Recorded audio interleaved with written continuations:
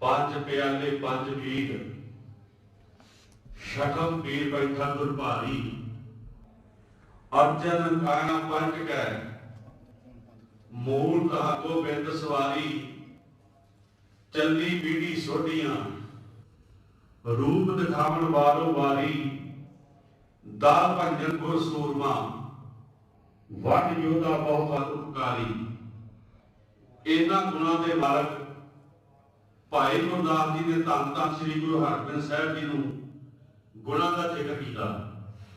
उन्हां दे चरण छोह प्राप्त गुरद्वारा साहब बाबा हरियाणा साहब विखे जिन्ने कमाई भाई जुड़ बैठे हो सतगुरु जी निकी गोद का निक मार रहे हो।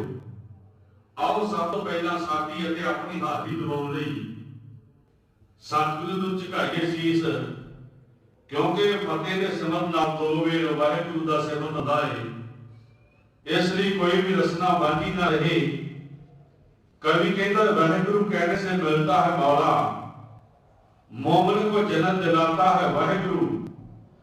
वाहिगुरू है हामद खुदा की इबादत, महाकाल काल का आराधी। एक करत तपस्या भयो, दुवैत एक रूप है गयो। सतगुरु कहते आओ मैं अपनी कथा बखानो, मैं तुहानू अपने जन्म की कथा सुनाउणा।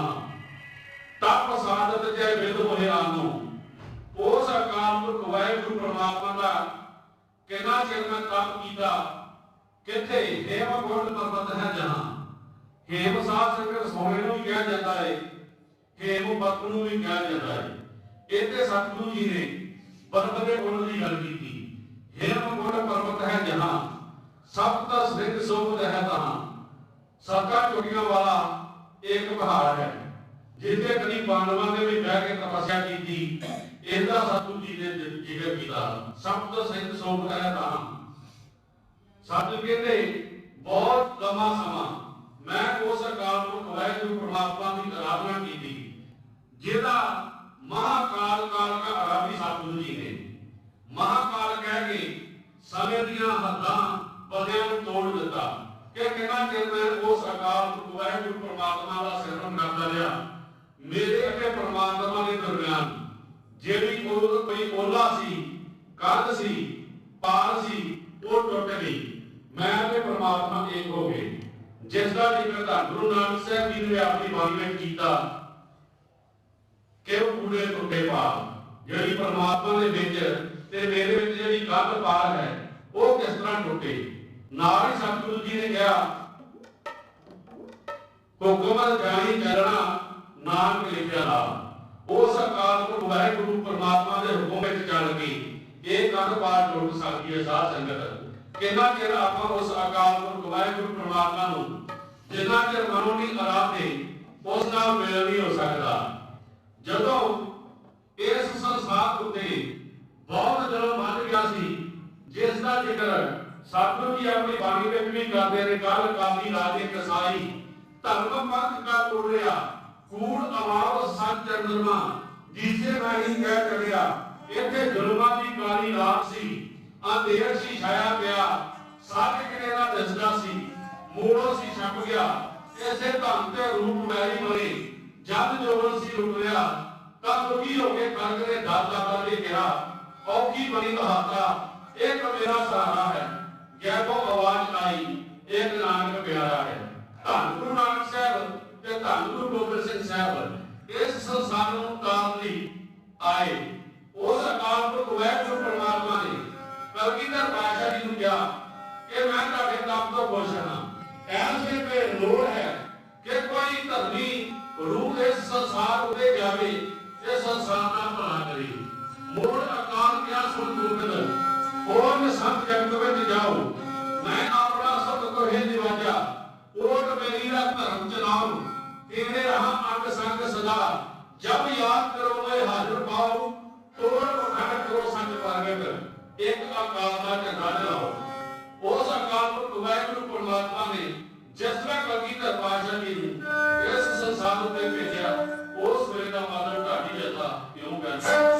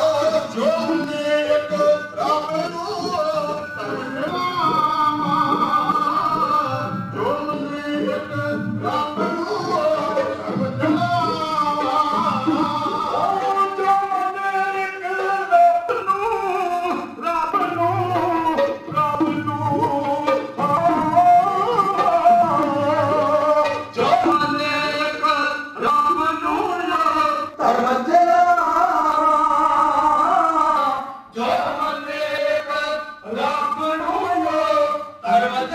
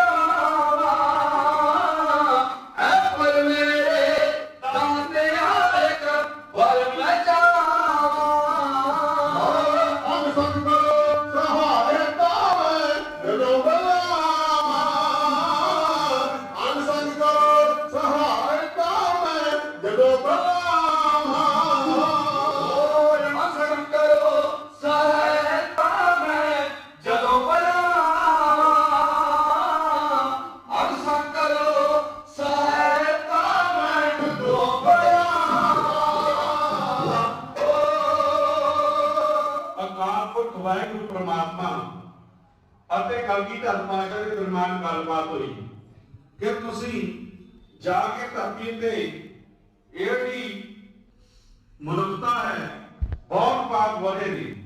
ਜਿਹੜੇ ਵੀ ਮੈਂ ਦੇਵੀ ਦੇਵਤੇ ਸੰਸਾਰ ਤੇ ਭੇਜੇ ਨੇ ਉਹਨਾਂ ਸਾਰਿਆਂ ਨੇ ਆਪਣਾ ਆਪਣਾ ਨਾਮ ਜਪਾ ਲਿਆ।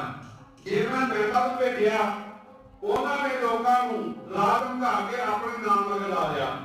ਜੇ ਦੇਵਤੇ ਭੇਜੇ ਨੇ ਉਹਨਾਂ ਨੇ ਲੋਕਾਂ ਨੂੰ ਵੰਸ਼ ਦੇ ਚੱਕਰ ਵਿੱਚ ਪਾ ਕੇ ਮੇਰਾ ਨਾਮ ਕਿਸੇ ਨੇ ਯਾਦ ਨਹੀਂ ਕੀਤਾ। ਇਸ ਤੋਂ ਬਾਅਦ ਅਨਸਾਰੀ ਜਾਮੇ ਵਿੱਚ ਮੈਂ ਕਈ ਨੂੰ ਇਸ ਧਰਤੀ ਤੇ ਭੇਜੀਆਂ ਪਰ ਉਹਨਾਂ ਸਾਰਿਆਂ ਨੇ ਆਪੋ ਆਪਣੇ ਮਨ ਚਲਾ ਲਏ। ਮੇਰਾ ਕਿਸੇ ਨੇ ਨਾਮ ਨਹੀਂ ਯਾਦ ਕੀਤਾ।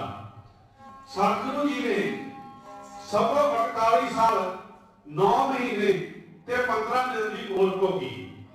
ਸਤਿਗੁਰੂ ਜੀ ਕਹਿੰਦੇ ਵੀ ਇੱਥੇ ਹੀ ਵਸਦੇ ਸਾਰੇ ਮਾਤਾ ਤੇ ਪਿਤਾ ਜੀ ਨੇ ਵੀ ਇਸੇ ਅਰਥ ਅਰਾਧਨਾ ਵਿੱਚ ਬਹੁਤ ਸਮਾਂ ਤਪ ਕੀਤਾ।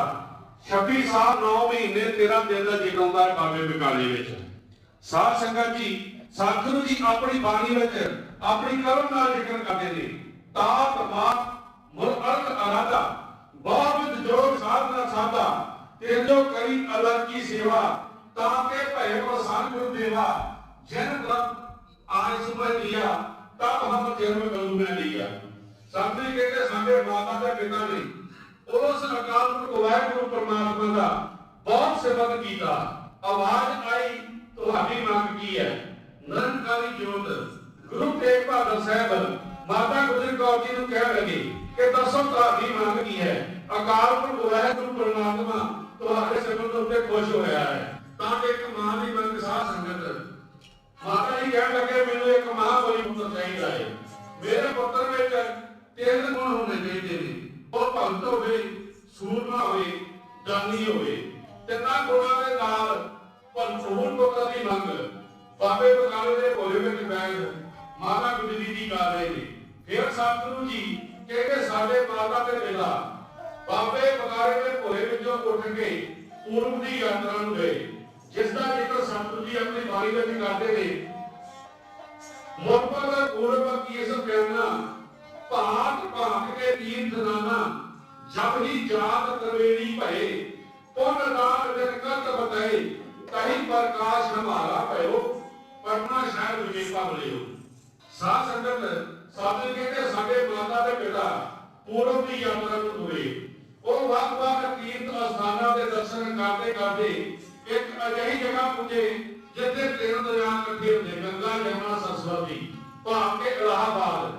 आज आप इतिहास छापते हैं कितने लिखा हुआ है प्रकाश उत्सव गुरु गोबिंद सिंह कितने लिखा हुआ है जन्म दिहाड़ा गुरु गोबिंद सिंह। पर सतगुरु जी अपनी कलम के नाल जिक्र करते हैं कि साडे प्रकाश और जन्म विच 6 महीने का फर्क है अंतर है। तही प्रकाश हमारा भयो पटना शहर विखे भवले हो। सत कहते 3 दरियावां के किनारे साडा प्रकाश हो गया इलाहाबाद भाव जन्म ये श्री पटना साहिब विखे। सतगुरु जी निरंकारी जोत गुरु तेग बहादुर साहब एक पंजाब की लगन कुछ हालात की मजबूरी करके परिवार को पटने छड़ के माता गुजरी जी नूं ये आग्या करते सन कि पैदा होने वाले साहिबजादे का नाम गोबिंद राय रखा जाए। सतगुरु जी ने अपने परिवार को पटने छड़ के आप किसानवाल चले गए। इधर बहुत सारी खुशियां गुरु साहब जी ने क्योंकि दूर दुनिया के वाली धन गुरु तेग बहादुर साहब जिन्होंने हिंद की चादर क्योंकि बड़े समय बाद कलगीधर पातशाह जी का जन्म गुरु तेग बहादुर साहब जी के गृह विखे माता गुजरी की कुख विच होया। साध संगत पूरे इलाके वालों खुशियां आ रही ने जिस तरह कलगीधर पातशाह जी ने उस जिस नूं आपां अज सचखंड श्री हरिमंदिर साहिब पटना के नाम नाल याद करते हैं। सतगुरु जी ने जिस तरह उत्ते अवतार धारिया उस वेले का वर्णन ढाली दत्ता इहू कर सकदा।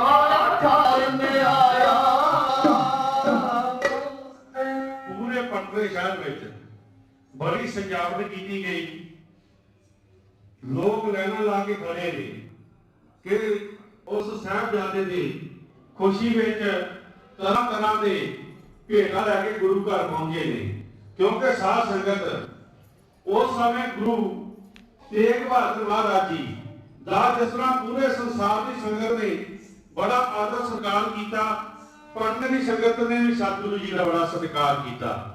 तां ही सतगुरु जी अपने परिवार को पढ़ने छड्ड के आप अगे असम वाल चले गए सन। साथ तरह तरह दी सगातां गुरु घर लई आ रही ने। माता नानकी जी दी सारे दी झोलियां भर के तोड़ रहे ने। साथ संगत धन गुरु अर्जन देव महाराज जी की अदुੱਤੀ किरपानी दा जिहड़ा लोकां दे दिलां विच बड़ा असर सी। फिर छेवें पातशाह के वेले जिस तरह सतगुरु जी तक सजा के बैठे सन, दिन दुगनी रात चौगुनी तरक्की सिक्खी में हुई।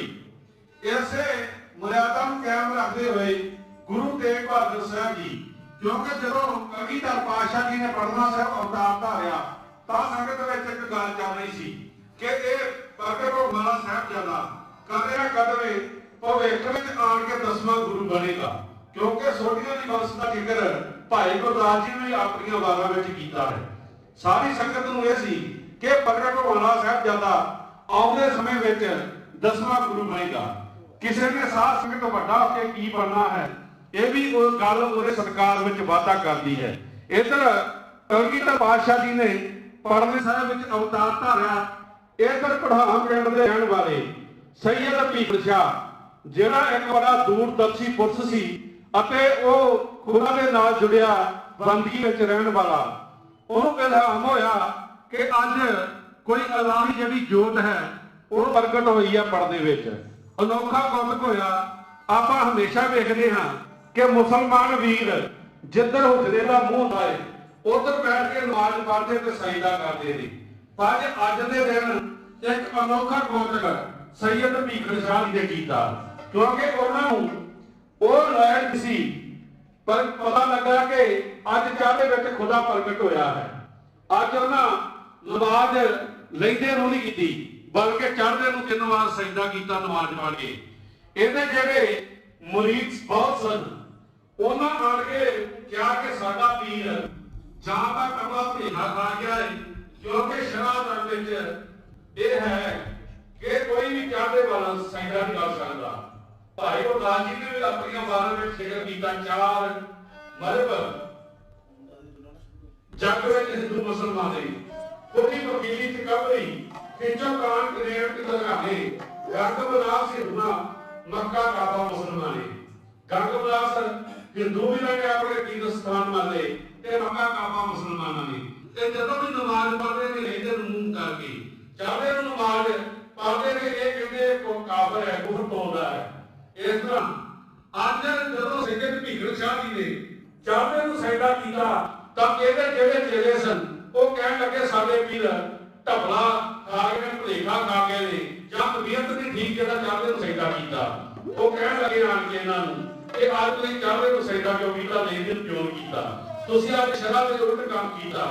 रल के भीखड़ शाह दे अगे अर्ज पविता की अज नमाज तुसां साई क्यों चाहते वाल की भोगे पीर शराब के अंदर वक्ती क्यों अजीती शीतल क्यों उठाई देगी वड्डियां वाली नीति। वो कहने लगे तुसीं तां वड्डियां दी नीति बदल देती, अज तुसीं चाहते नूं सजदा कीता। तां जदों सैयद भीखड़ शाह नूं वार-वार सवाल कर रहे ने वो कहने लगे कि आपां लैंदे नूं सजदा क्यों करदे हां। वो चेले जिहड़े सी वो कहण लगे की गल पीर जी नूं पता नहीं भी आपां लैंदे नूं क्यों करदे हां सजदा। वो कहण लगे कि खाना खुदा है, खुदा का घर है। इधर हजरत मोहम्मद साहब उन्हां दा जन्म होया है तां आपां लेंदे नूं आपां तां ही लेंदे मुंह वाल करके नमाज पढ़दे हां। ये पीर नूं पता नहीं जदों वे तरह तरह दी गल्लां कर रहे ने तां सैयद भीखड़ शाह कह लगे जिस खुदा नूं तुसीं लेंगे वाल पूजदे हो अज वो जाने वाल प्रगट होया है। जिस तरह सैयद भीखड़ शाह अपने 2 चेले क्योंकि सतगुरु जी को प्रगट होए तो सैयद भीखड़ शाह ने नमाज पढ़ी। चेले कह लगे बहुत तरह मने पर जेडे 2 चेले सन जियो हरिमंਦਰ पातशाह जी ने अवतार धारिया। इधर सैयद भीगर शाह जिस तरह नमाज अदा कर रहे हैं उस वेले का वर्णन ढाडी जथा क्यों कर